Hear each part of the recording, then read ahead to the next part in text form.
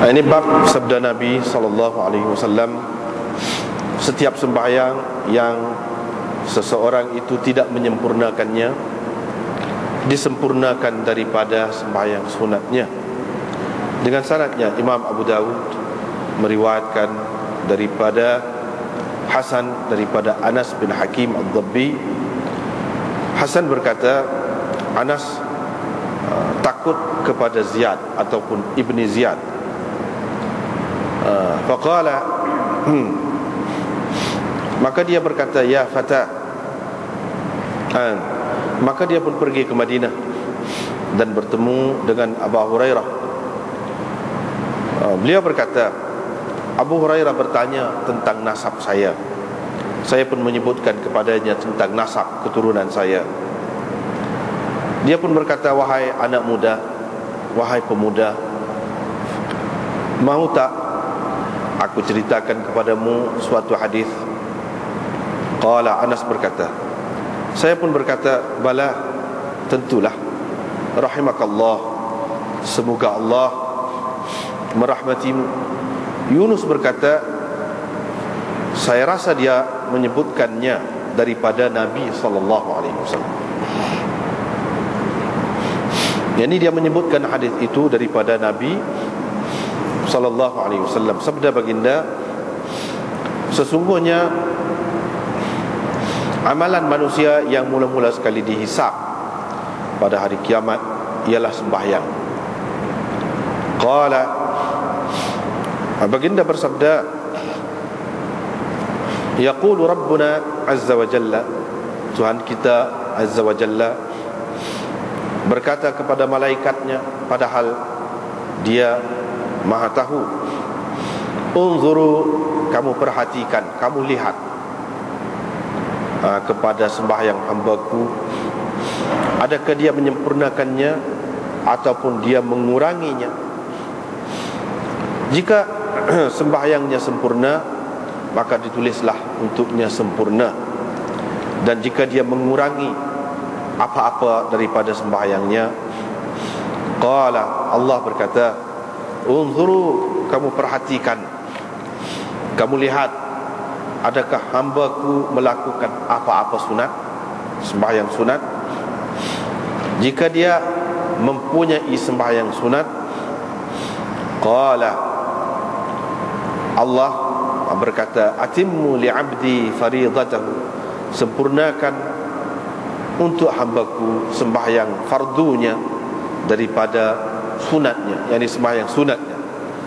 Thumma tu'khadul a'mal ala dhak, kemudian amalan diambil ala dhak, mengikut keadaan itu, yakni mengikut cara tadi, yakni dengan dicampurkan ataupun dengan disempurnakan yang fardu dengan sunat. Diambil amalan itu dengan keadaan itulah. Dengan sanadnya Imam Abu Dawud meriwayatkan daripada Abi Hurairah, daripada Nabi SAW, sama seperti makna hadis tadi. Diriwayatkan daripada Zurarah bin Awfa, daripada Tamim Ad-Dari, daripada Nabi SAW, bihadzal makna, riwayat yang sama makna dengan hadis tadi juga.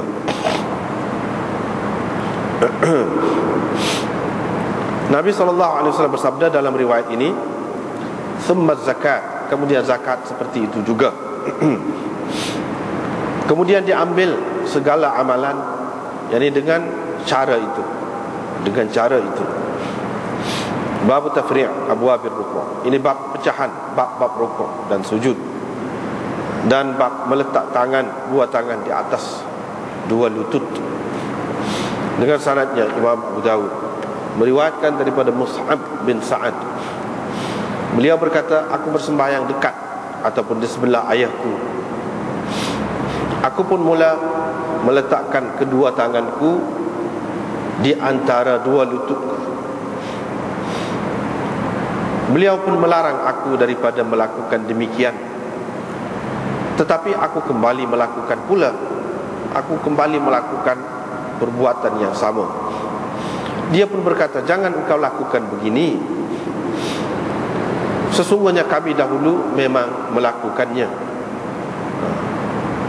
Lalu kami dilarang daripada melakukannya, dan kami diperintahkan supaya meletakkan tangan-tangan kami ala rukab, di atas lutut.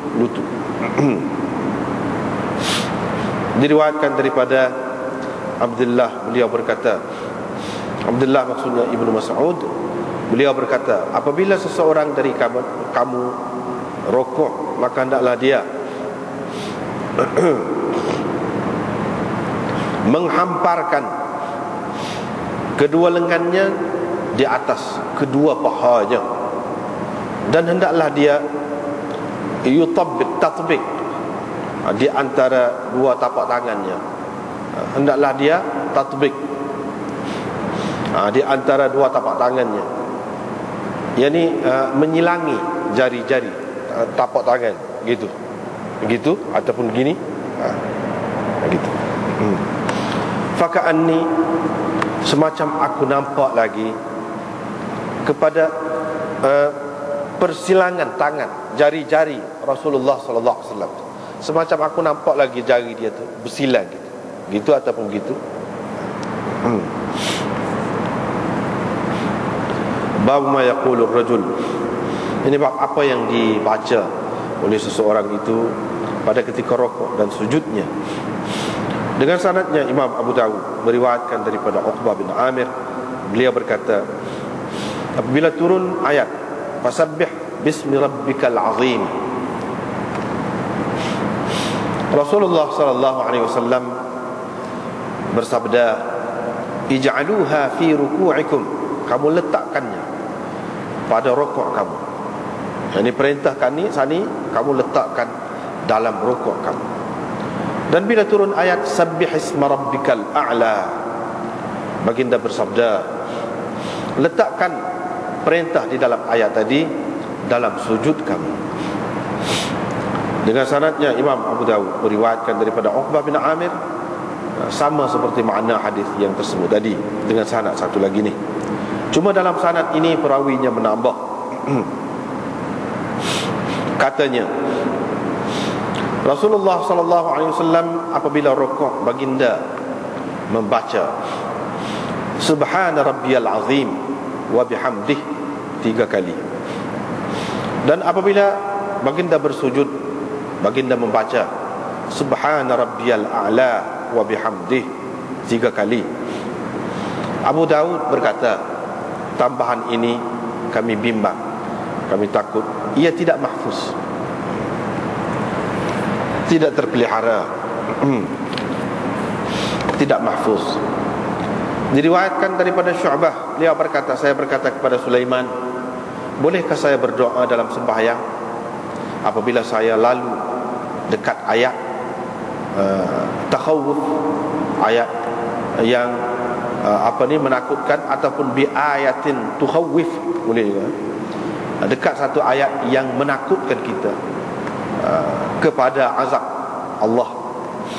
Maka beliau meriwayatkan kepada saya daripada Sa'id bin Ubaidah, daripada Mustawrid, daripada Silah bin Zufar, daripada Hudzaifah, bahawa beliau bersembahyang bersama Nabi sallallahu alaihi wasallam.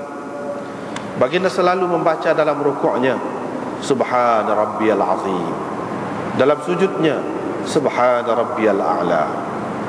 Dan tidak baginda lalu dekat satu ayat rahmat, melainkan baginda akan berhenti di sisinya dan akan meminta rahmat itu.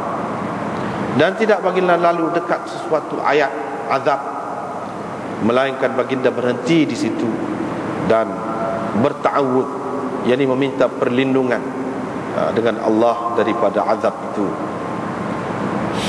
Diriwayatkan daripada Aisyah bahawa Nabi SAW membaca di dalam sujudnya, selalu membaca di dalam sujudnya dan rukuknya, subuhun quddus rabbul malaikati war ruh, maha suci, maha suci Tuhan, rabbul malaikati war ruh, Tuhan malaikat dan ruh. Dengan sanadnya Imam Abu Dawud meriwayatkan daripada Auf bin Malik al-Ashja'i, beliau berkata, aku pernah berdiri bersama Rasulullah pada suatu malam